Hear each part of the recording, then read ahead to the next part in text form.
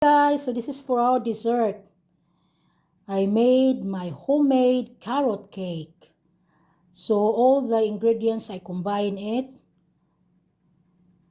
2 cups of grated carrots, 2 cups of cake flour, 2 cups of white sugar, 4 eggs,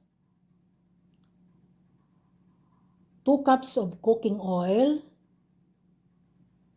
1/2 teaspoon of baking soda, 1 1/2 teaspoon of baking powder,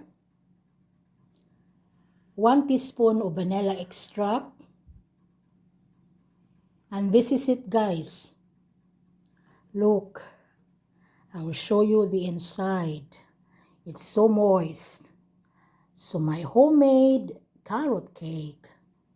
Come, guys, let's eat again. Bye.